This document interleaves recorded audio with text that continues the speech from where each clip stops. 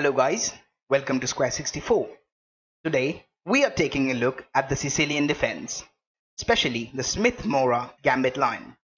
This line against the Sicilian is very popular, especially amongst the players rated below 2100. Because in this line, White doesn't have to know too much theory, and also with lots of potential traps and tricks, White has a chance of winning the game very quickly in this position. So let's take a look. White starts with e4. Black replies with c5 Sicilian. White plays d4, gambiting the pawn. Black accepts the gambit. White plays c3, gambiting yet another pawn. Black takes it. White takes back with the knight. Now you can see that in exchange for a pawn, White has space in the center, enjoys lead in development, and has the two files to work with. Also, Black's only developed pawn, that is a c pawn, has been captured. Black continues with the main line here, that is knight to c6. White plays knight to f3. Black plays d6, and White goes bishop to c4. Now, Black would like to develop the knight to the f6 square, but if Black plays knight f6 immediately without taking any prophylactic measures, White could go for a nasty trap here. For example, let's say Black plays knight to f6, White plays e5, and now arises a dangerous position here.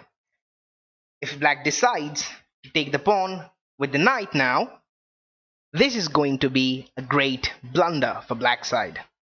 Because after knight takes e5, knight takes e5, pawn takes e5, White has this dangerous tactic of deflecting the king from the protection of the queen by playing bishop takes f7 check. In this position, White king has no other option but to take the bishop, and when king takes bishop, queen takes queen, the game is lost for Black. From this position, if Black decides to go to d takes e5 route, that is d takes e5, then White queen will simply capture the Black queen with a check. Now after knight recaptures, White will play his knight to b5 with the threat of playing the knight to c7, forking the king and the rook. So Black here plays rook to b8, getting out of the fork, and now White plays knight takes e5. Here White threatens the mate simply by playing knight to c7, and that's checkmate. For example, if Black foolishly doesn't recognize the threat here and plays a simple move, say a6, then knight to c7 is just checkmate. So guys, if you want us to explore the White side of the Smith-Morra Gambit to see how in just a matter of few moves White could completely destroy Black's position, then subscribe, leave a like and comment on this video, and we will get back to you very soon. So before playing knight to f6, Black has to play a6, a very vital move here, because a6 guards the b5 square in Black's camp, which is very crucial in this position, and soon we will see why. The most logical move for White here is castles, and Black only now develops the knight to f6. Keep in mind that the move e5 here simply doesn't work because of the simple line. If White plays e5, then he captures e5, and queen captures d8 check, knight recaptures, and after that White plays knight takes e5, putting pressure on the f7 square. The pawn on f7 is attacked twice by White's knight and bishop, and protected twice by Black's king and knight.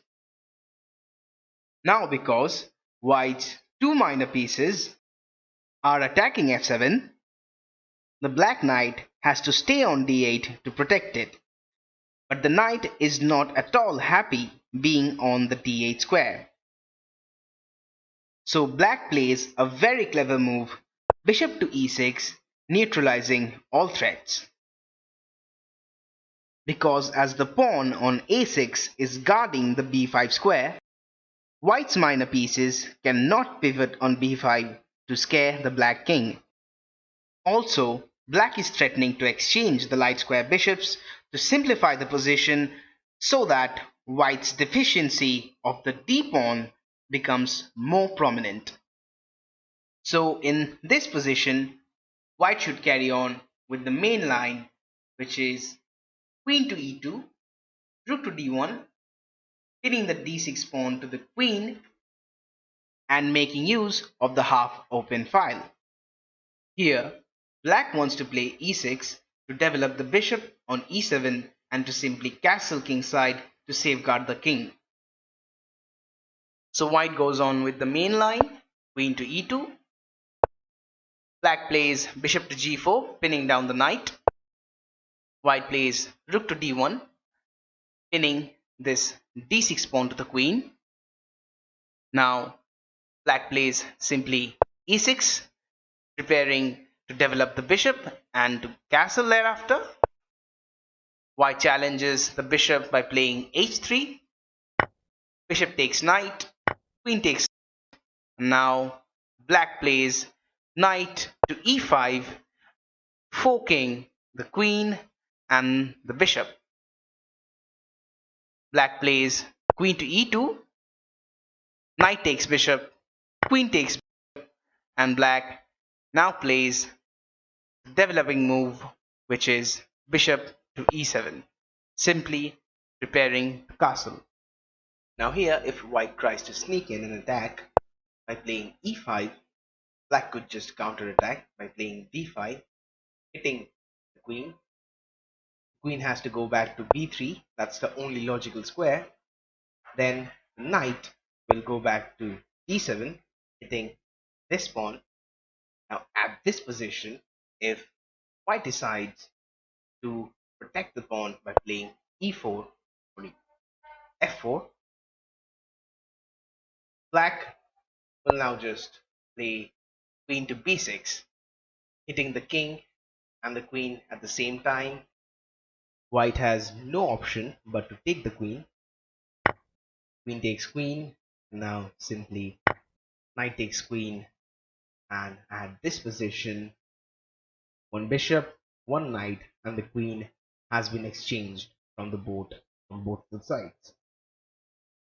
The simplified position is much better for black because black has this extra d-pawn. Also, look at white's kingside structure. These are isolated pawns. This is a pawn hole, and the king is completely unprotected. In the start of the game, white decided to gambit a pawn in exchange for lead in development, initiative, and attack. But when the dust settled, black completely gets the winning position here. Now in this position, h3 is clearly not the best move.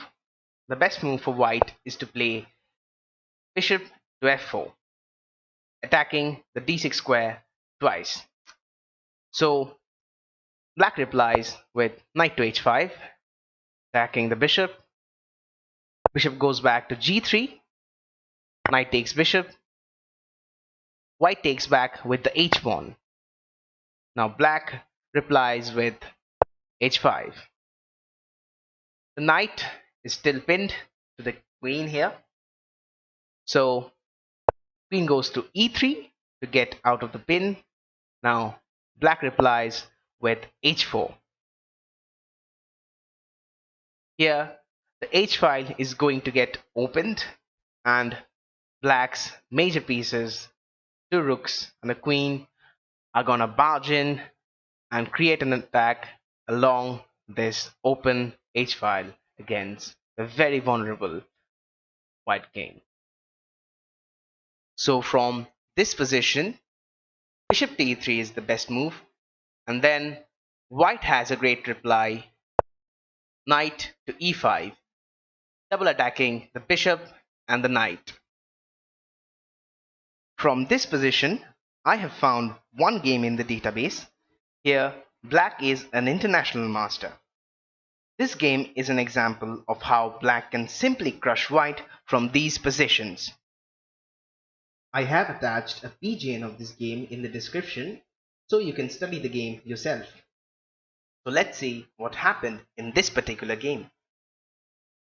Here, white plays bishop to b3, black takes the knight, white recaptures with the g pawn, and here black has a cunning reply, queen to h4. The idea behind the move queen to h4 is to play queen to h3 and knight to f3 to simply capture the white queen. White plays king to g2, and now black plays bishop to e7 with the idea of playing the bishop to g5 simply to exchange the dark square bishops to further simplify the position. Here white plays rook to g1 and black carries on with his plan bishop to g5. Here white has no other move but to capture the black square bishop, so bishop takes g5, queen takes g5 check, king to h1. Here black plays queen to f6, attacking the f3 pawn twice now with the knight and with the queen. So black has to play bishop to d1 to defend the pawn. Now white plays rook to c8, preparing the rook to c5 left and also defending the c4 square if the knight wants to be there someday. White here plays rook to b1, which is in my opinion not a good move. Black goes on with knight to f4, hitting the queen, but here I would have played knight e to d3, hitting the queen one more time. Queen goes to d2, and now black plays rook to c5, preparing rook h5 with a deadly threat. Here, if white tries to counterattack by playing bishop to c2, hitting the knight, black would just go h5, carries on with the plan, ignoring the threat on the knight, because now if bishop takes knight, it's mate in 2. Rook takes h2 check, king takes h2, queen to h4 checkmate. Now from this position there is another move to consider, which is bishop to a4 check. Simple move is here, play your king to e7. From this position I have found one game in the database where the player with the black pieces is a grandmaster. In that particular game, white followed with rook takes d6 with an idea that could have worked against a low rated player, but certainly not against a grandmaster. Here black simply took the free rook and white followed on with queen to d2 check, hoping that white would play king to e7, which would have been a big blunder. Now if white did play king to e7 as such, then white would play knight to d5 check, sacrificing the knight, and if e takes d5, then bishop to g5 check simply wins the queen. Now black, being a grandmaster, obviously didn't fall for that trap. From this position, the grandmaster calmly played king to c7, white replied with knight to d5 check, black went king to b8, white goes queen to a5, threatening checkmate on c7 square. Black replies with the very simple move e takes d5. Now after queen takes d5, rook takes f3 check, king to f1 and knight to f4. There are just too many threats and black is completely winning here. White resigns in this position. From this position, a better move for white would have been king to g2. Black would follow g5. White plays queen to d2, attacking both the d6 and g5 square. White's only move, king to f6. Now from this position, if white heads forth with his ambition by playing rook to g1, black would simply reply with knight to f4 check. In this position, if king moves any of h1 or f1, then knight would simply fork the rook and the queen by playing knight to f3. From this position, bishop has to take the knight. Bishop takes f4, g takes f4, knight to e2. The knight and the queen are both attacking the f4 square here, but in reply, black has a wonderful move, which is, wait for it, queen takes h2, check. A wonderful queen sacrifice here.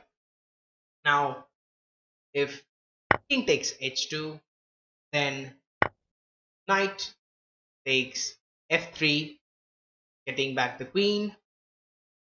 For example, king to g2, knight takes d2. Black regains the queen with a superior attacking position. From this position, if white played king to f1, the whole position is lost for white. Black would simply follow with queen to h3 check. The only move for white is rook to g2. Every other move loses immediately. Black would reply simply with bishop to h6, and from here black is completely winning. For example, let's see a computer line. Knight takes f4, queen to h1 check, king to e2, queen takes rook, knight to h5 check, king to e7, queen takes h6, queen takes b2 check. The only move for white here is king to d2. Every other move loses immediately. Now simply queen takes d2 check, king takes d2, knight takes f3 check, king to e2, b5, king takes f3, t takes a4, e5, t takes a5. Here black is 4 pawns up and has a rook for a knight. This position is completely winning for black. So that's it, guys. If you liked our video, please like, comment and subscribe to our channel. And as always, take care, stay safe, stay in your homes and keep on playing chess. Goodbye.